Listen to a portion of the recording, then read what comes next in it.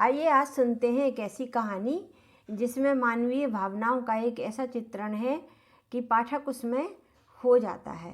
ऐसे महान साहित्यकार रहे हैं आदरणीय सूर्यकांत त्रिपाठी निराला जी, जिन्होंने अपनी कलम की ताकत से साहित्य को अति समृद्ध किया और कुछ बहुत सारी कविताएं और कहानियां साहित्य को दी। तो आइए सुनते हैं शुक्ल की बीवी, उनकी लिखी सर्वश्रेष्ठ कहानियों में से एक है। बहुत दिनों की बात है, तब मैं लगातार साहित्य समुद्र मंथन कर रहा था, पर निकल रहा था केवल गरल। पान करने वाले अकेले महादेव बाबू उन्हें मुझे अविराम उसे मथते जाने की सलाह दी थी और मैं अभी अध्ययन कर ही रहा था। इसी समय दरबान से मेरा नाम लेकर किसी ने पूछा, है? मैंने जैसे वीणा झंकार सुनी, सारी देह पुलकित हो गई, जैसे प्रसन्न होकर पीयूष वर्णी कंठ से साक्षात कविता कुमारी ने ही पुकारा हो। बड़े अपनत्व से मेरा नाम लेकर एक साथ कालिदास, शेक्सपियर, बंकिम चंद्र और रविन्द्रनाथ की नायिकाएं दृष्टि के सामने उतर आईं। अपने आप ही एक निश्चय बन गया, यह वही है जिन्हें कल कार्नवाले से स्क्वायर पर देखा था, टहल रही थी। मुझे देखकर पलकें झुका लीं। कैसी आंखें वे, उनमें कितनी बातें। मेरे दिल के साफ आईने में सच्ची तस्वीर सी उतर आई थी और मैं वायु वेग से उनकी बगल से निकलता हुआ उन्हें समझा आया था कि मैं एक अत्यंत सुशील, सभ्य, शिक्षित और सच्चरित्र युवक हूँ। बाहर आकर गेट पर मैंने एक मोटर गाड़ी देखी। जरूर वह उन्हीं की मोटर थी। उन्होंने ड्राइवर से मेरा पीछा करने के लिए कहा होगा। उससे पता मालूम कर नाम जानकर मिलने आई हैं। अवश्य वह बेथून कॉलेज की छात्रा हैं, उसी के समान मिली थी। कविता से प्रेम होगा, मेरे छंद की स्वच्छंदता कुछ आई होगी उनकी समझ में, तभी बाकी समझाने के लिए आई हैं। उठकर जाना अपमानजनक जान पड़ा, वहीं से दरबान को ले जाने की आज्ञा दी। उस समय मैं नंगे बदन बैठा हुआ था, शरीर ढकने को कोई कपड़ा न था। कल्पना में सजने के तरह तरह के सूट याद आए, पर वास्तव में 2 मैले कुर्ते ही मेरे पास थे। बड़ा गुस्सा लगा प्रकाशकों पर, कहा कि लेखकों की कद्र नहीं करते हैं। उठकर मुंशी जी के कमरे में गया। उनकी रेशमी चादर सामने दिख गई। उठा लाया, कायदे से गले में डालकर देखा फबती है या नहीं। जीने से आहट नहीं मिल रही थी। देर तक कान लगाए बैठा रहा। बालों की याद आई कि उकस न गए हों। जल्द जल्द आईना उठाया, एक बार मुँह देखा, कई बार आंखें सामने रेल रेल कर, फिर शीशा बिस्तर के नीचे दबा दिया। शो की गेटिंग मैरिड सामने करके रख दी। डिक्शनरी की सहायता से उसे अंदर छिपा दिया। फिर तनकर गंभीर मुद्रा से बैठा। आगंतुकों को दूसरी मंजिल पर आना था।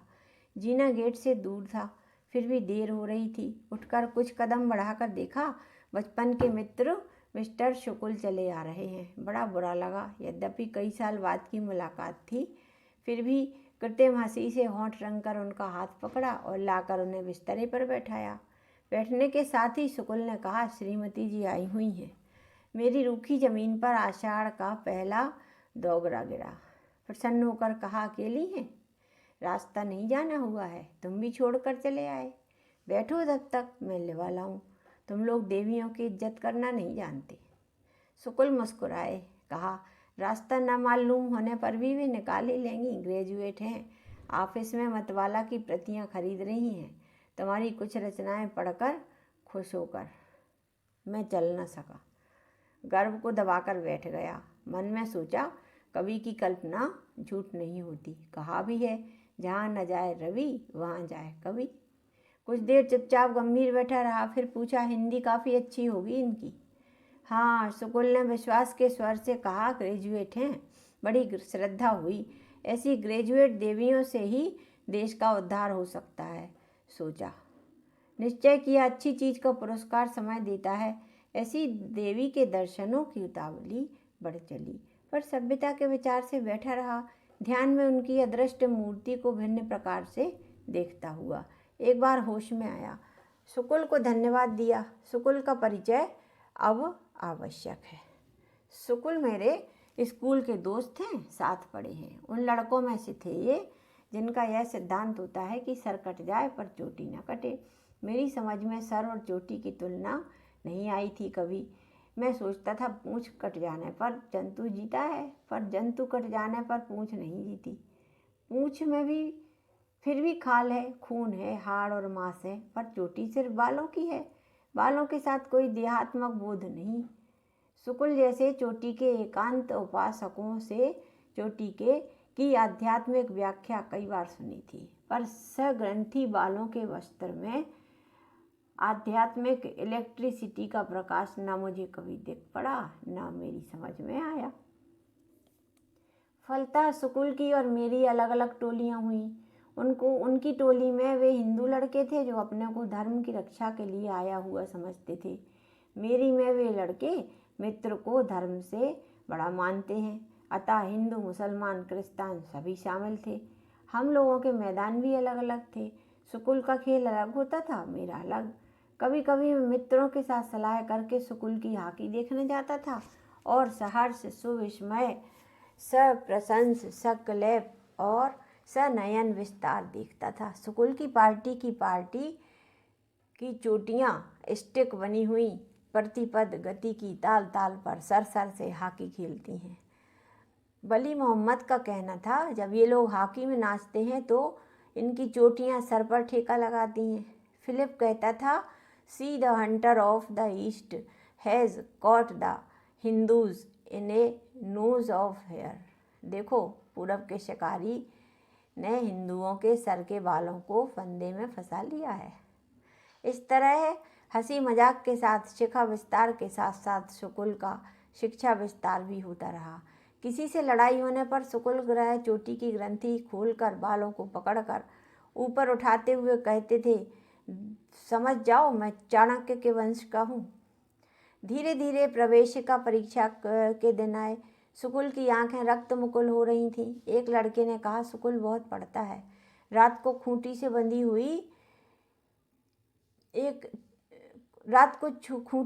हुई एक रस्सी से चोटी बांध देता है, ऊँघने लगता है तो झटका लगता है, जग कर फिर पढ़ने लगता है। चोटी की एक उपयोगिता आज मेरी समझ में आई। मैं कवि हो चला था, फलतः पढ़ने की आवश्यकता न थी।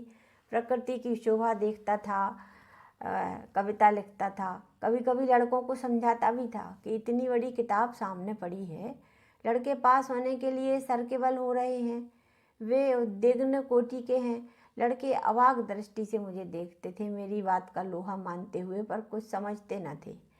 पर मेरा भाव बहुत दिनों तक नहीं चला। 8-10 रोज जब इम्तिहान के रह गए तो एक दिन जैसे नाड़ी छूटने लगी। ख्याल आते ही कि फेल हो जाऊंगा। प्रकृति में कहीं कविता न रह गई थी। संसार के प्रिय मुख विकृत हो गए। पिताजी की पवित्र मूर्ति प्रेत की भयंकर जैसी दिखी। माताजी की स्नेह की वर्षा में अविराम बिजली की कड़क सुनाई देने लगी। वंश मर्यादा की रक्षा के लिए विवाह बचपन में ही हो गया था।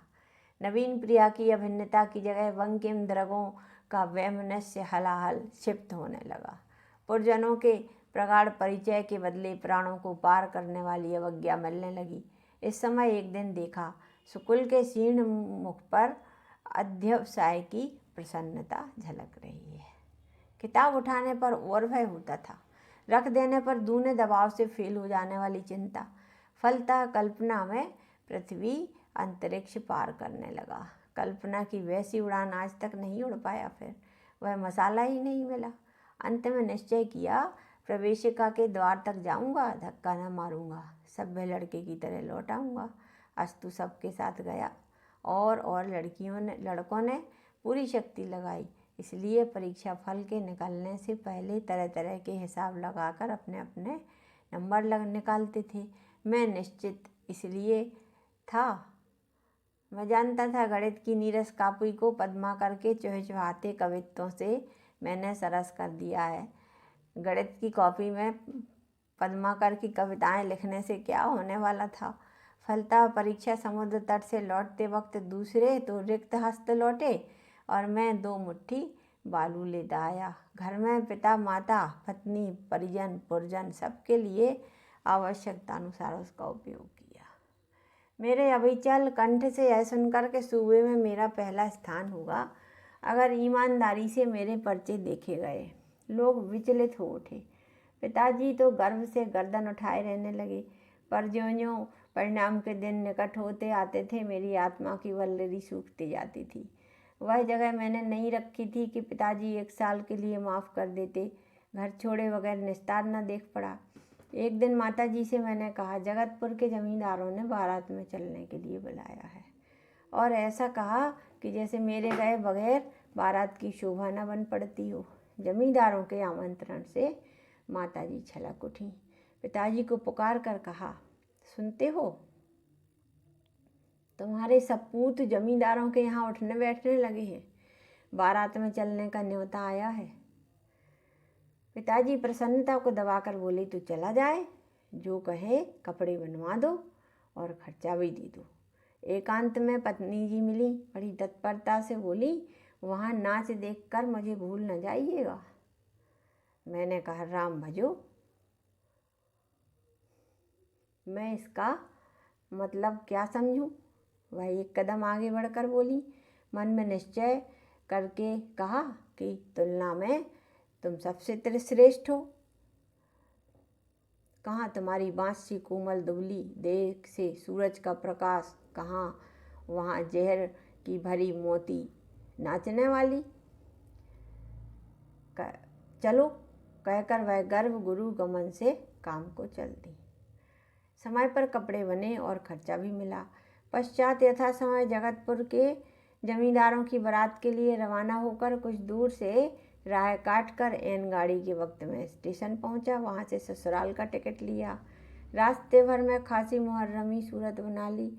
ससुराल वाले देखते ही दंग हो गए। ससुर जी, सासू जी और लोग घेर कर कुशल पूछने लगे। मैंने उखड़ी आवाज़ में कहा, गांव में एक खेत के मामले में फौजदारी हो गई है। दुश्मनों के कई लोग घायल हुए हैं, इसलिए पिताजी की गिरफ्तारी हो गई है। गिरफ्तार होते वक्त उन्होंने कहा था, अपने ससुर जी के विवाह के करार वाले बाकी 300 रुपये लेकर दूसरे दिन जिले में आना और जमानत से मुझे छुड़ा लेना। ससुर जी सुन्न हो गए। सासू जी रोने लगी और लोगों को काट मार गया। ससुर जी के पास रुपए नहीं थे, पर सासू घबराई कि ऐसे मौके पर मदद न की जाएगी तो त्रिपाठी जी कैद से छूटकर अपने लड़के की दूसरी शादी कर लेंगे। इस विचार से नथ, करदनी, पायजेब कुछ गहने रेहन रख के 150 रुपये मुझे देती हुई बोली, बच्चा इससे ज़्यादा तो नहीं हो सका, हम तो तुम्हारे सदा के ऋणी हैं, फिर धीरे धीरे पूरा कर देंगे, कहीं से कर्ज उठा लेना बाकी। त्रिपाठी जी से हमारी हाथ जोड़कर प्रार्थना कर देना। मैंने सांत्वना दी कि बाकी रुपए लेने में उनके घर कभी ना आऊँगा। एक विपत्ति की बात थी, वह इतने से टल सकती है। सासू जी मारे आनंद के रोने लगी। मैंने बड़ी भक्ति से उनके चरण छुए और यथा समय स्टेशन आकर कलकत्ते का टिकट कटाया। यहाँ मेरे नए जीवन की नींव पड़ी। अखबारों में देखा, शुक्ल प्रथम श्रेणी में पास हुआ है। 4 साल बाद वह BA हुआ, MA हुआ। मैं मालूम करता रहा, अच्छी जगह पाई। अब परीक्षा समाप्त कर परीक्षक है। मैं ज्यों का त्यों एक बार धोखा खाकर बराबर धोखा खाता रहा। एक परीक्षा की तैयारी न करके कभी पास न हो सका। कितनी परीक्षाएं दी। तब से यह आज शुक्ल से मेरी आज मुलाकात थी। एक बार सारा इतिहास मेरे मस्तिष्क में चक्कर लगा गया। अब वह पिताजी नहीं, माताजी नहीं, पत्नी भी नहीं, केवल मैं हूँ और परीक्षा भूमि सामने प्रश्नों की अगणित तरंगमाला। मैं विचार में था, जब आँख खुली साकार सुघरता मेरे सामने थी।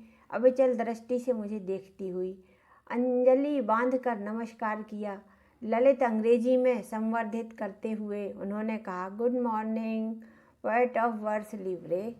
मैं उठा, नमस्कार कर शुक्ल के नज़दीक वाली कुर्सी पर बैठने के लिए बड़े अदब से हाथ बढ़ाकर उन्हें आग्रह किया। वह खड़ी थी, लहराती हुई मंद गति से चली, बैठकर मुझे देखकर मुस्कुराती हुई बोली, आप खूब लिखते हैं। प्यासा मृग मरीचिका के सरोवर का व्यंग नहीं समझता। मुझे यह पहली तारीफ मिली थी। इच्छा हुई जाऊं महादेव बाबू को बुला लाऊं, कहूं कि अब अमृत निकलने लगा है, चुल्लू बांध कर चलिए। लेकिन अभी उतने अमृत से मुझे ही अघाव न हुआ था। बैठा हुआ एकांत भक्त की दृष्टि से देखता रहा। रक्त अधरों के करारों से अमृत का निर्झर बहा। वह बोली, सुकुल, आपकी कविता नहीं समझते, मैं समझाती हूँ। सुकुल न रह सके। कहा, ऐसा समझना वास्तव में कहीं नहीं देखा। सर भी क्या, चाहे कुछ न समझिए, पर सुनने से जी नहीं उबता। MA क्लास तक किसी प्रोफेसर के लेक्चर में भी यह असर न था। हाँ हाँ जनाब, देवी जी मेरू मूल सीधा करके बोली, है MA क्लास से आगे की पढ़ाई है। जब पास करके आए थे, हाथ भर की चोटी थी, समझ में एक वैसी ही मेख। सुकुल की चोटी मेरी निगाह में सुकुल से अधिक परिचित थी। वह उनके आने पर मैंने उन्हें ही देखा था। चोटी सही सलामत है या नहीं मालूम करने के लिए निगाह उठाई कि देवी जी बोली, अब तो चांद है। सुकुल को सुकुल बनाते, सच कहती हूँ, मुझे बड़ी मेहनत उठानी पड़ी है। उन्हें धन्यवाद दूँ, हिम्मत बांध ही रहा था कि वे बोली, मैं स्वयं सुकुल की सहधर्मिणी नहीं। यह सुनते ही मेरा रंग उड़ गया। मुझे देखकर मेरे ज्ञान पर हंसकर जैसे बोली, सुकुल स्वयं मेरे सहधर्मी हैं। मैं साहित्यिका को ताज्जुब की निगाह से देखने लगा। इतने पर उनकी कृपा की दृष्टि मुझ पर पड़ी और बोली, मैं आपको भी सहधर्मी बनाना चाहती हूँ। मैं चौंका, सोचा क्या यह द्रौपदी वाला धर्म है। देवी जी ने कलाई वाली घड़ी देखी और उठकर खड़ी हो गई। भौहें चढ़ाकर बोली, बहुत देर हो गई, चलिए आपको लेने आई थी, टैक्सी खड़ी है। फिर बढ़कर मेरे कंधे पर हाथ रखकर बड़े ही मधुर स्वर से पूछा, आप मुर्गी तो खाते हैं? मैंने सुकुल को देखा। सुकुल सिर्फ मुस्कुराए, मंद मंद होठों में दबी मुस्कुराहट। मैं कुछ समझ न सका। फिर भी मैंने कहा, मेरा तो बहुत पहले से ही सिद्धांत है। वह चली। मैं भी उसी तरह चद्दर ओढ़े सुकुल के पीछे चला। रास्ते भर तरह तरह के विचार लड़ते रहे। समाज में इतनी आज़ादी नहीं, स्त्री के लिए तो बिल्कुल नहीं। मुर्गी की किसी तरह नहीं चल सकती। मैं खाता हूँ मगर छिपाकर, क्या यह स्त्री? पर सुकुल तो सुकुल है। सुकुल का घर आ गया, एक छोटा सा 2 मंजिला मकान, इधर उधर बंगालियों की बस्ती, जगह जगह कूड़े के ढेर, ऊपर मछलियों के सेलर, बदबू आती हुई। हम लोग उतरे। भीतर बैठते दाहिने हाथ एक छोटा सा बैठका, एक 1.5 साल के बच्चे को दासी खिलाती हुई। श्रीमती जी को देखकर बच्चा माँ माँ करता हुआ उतावला हो गया। दोनों हाथ फैलाकर माँ के पास आने के लिए कूदकर दासी की गोद में लटक रहा। लेकर देवी जी उससे प्यार करने लगी। सुकुल ने दासी को मकान खोलने के लिए कुंजी दी। एक सहृदय बात कहना चाहिए, सोचकर मैंने कहा, भूखा है, शायद दूध पीना चाहता है। देवी जी ने षोडशी के कटाक्ष से मुझे देखा। कहा, दासी पिला देगी? मैंने पूछा, क्या यह आपका बच्चा नहीं है? हंसकर बोली, मेरा? हाँ है, क्यों नहीं, पर दूध मेरे नहीं होता। मैंने निश्चय किया, शिक्षित महिला है, यौवन है, अभी मातृ भाव नहीं आया, इसलिए दूध नहीं होता। मन में विधाता को धन्यवाद देता रहा। चलिए, वह बोली, ऊपर चलें, एकांत में बातें होंगी। सुकुल बाजार जाएंगे मुर्गी लेने। बच्चे को फिर दासी के हवाले कर दिया। मैं उनके पीछे चला, यह सोचता हुआ कि एकांत में सहधर्मी बनाने का प्रस्ताव न हो। चित्त को काबू में न कर सका, वह पुलकित होता रहा। यह कुछ सजा हुआ शयन कक्ष था। बैठिए, वह कहकर स्टोव जलाने लगी। मैं आईने में उनकी पंप करती हुई तस्वीर देखता रहा। चाय, पान, सिगरेट मेज पर लगाकर बोली, प्लेट पकड़ाकर मेरा प्याला बढ़ाते हुए बोली, शौक कीजिए। विनम्र भाव से मैंने दूसरी ओर वाली बाट पकड़ी और आंखों में ही उन्हें धन्यवाद दिया। निगाह नीची कर मुस्कुराती हुई उन्होंने अपना प्याला होठों से लगाया। आधी चाय चुक जाने पर पूछा, आप मेरे सहधर्मी हैं तो? पेट में उतनी सी चाय से ही मानो समंदर लहराने लगा, ऊपर तूफान। श्याम तट पर भावों के कितने सजे सुदृढ़ मकान यूं ही उड़ गए, ऐसी खुशी हुई। कहा, आप लेकिन सुकुल की? हाँ हूँ, बीवी हूँ। फिर मैं कैसे बीवी बना सकता हूँ? ऐसा धर्म संकट जीवन में कभी नहीं पड़ा। मेरा सारा समंदर सूख गया, बस मुँह से इतना ही निकला, तूफान न जाने कहाँ उड़ गया, सिर्फ रेगिस्तान रह गया जो इस ताप से और तपने लगा। मुझे चुपचाप बैठा अनविल दृष्टि से देखता हुआ देखकर वह बोली, आप बुरा न माने, मैंने देखा है मर्दों में एक पैदाइशी नासमझी है, वह ख़ास तौर से खुलती है जब वे औरतों से बातचीत करते हैं। मान लेने में ही बचत मालूम हुई। मैंने कहा, जी हाँ, औरतों के सामने उनकी समझ काम नहीं करती। हाँ, वह बोली, शुक्ल को आदमी बनाते बनाते तो मैं हार गई। बीवी को ही लीजिए, बीवी तो मैं शुक्ल की भी हो सकती हूँ ही, आपकी भी हो सकती हूँ। यह सुनकर मैं फिर से सूख गया, पर प्रसन्नता फिर से अंतस में आई। मैंने बिना कुछ सोचे एक उद्रेक में कह दिया, हाँ। वह बोली, आप नहीं समझे, आप साहित्यिक हैं तो क्या, फिर भी शुक्ल के दोस्त हैं, बीवी की बहुत व्यापकता है। मैंने कहा, जरूर। उन्होंने कान न दिया, कहती गई, आपकी हाँ किस अर्थ के लिए है, छोटी बहन, भतीजी, लड़की, भैया यानी छोटे भाई की स्त्री, सबके लिए बीवी शब्द आता है। मैंने डूबकर कुछ कुल्ले पानी पीकर जैसे था पाई प्रसन्न होने की चेष्टा करते हुए कहा, बहन के अर्थ में। उन्होंने कहा, देखिए, मर्द की बात एक होती है, इज्जत बचाने के लिए अब मुझे कहना पड़ा, हाँ, मुकर जाऊं तो मर्द नहीं। लजाकर उन्होंने एक बार अपनी आंख बचाई, संभल कर बोली, हम बड़ी विपत्ति में हैं, साल भर से छिपे फिरते हैं। मैं बचने के लिए शुक्ल से उनके मित्रों का परिचय पूछती रही, सिर्फ आपका परिचय मुझे त्राण देने वाला मालूम हुआ, पर पता मालूम न था। साल भर से हम आपका पता लगा रहे हैं। मैंने चितवन देखी, आंखें सजल हो आईं, कहा, मैं तैयार तो हूँ। वह उठकर खड़ी हो गई, सामने आकर हाथ पकड़कर कहा, भाई जी, मेरी रक्षा कीजिए, शुक्ल का घर छूटा हुआ है, जिस तरह हो मुझे अपने कुल में मिलाकर शुक्ल से ब्याह साबित कीजिए।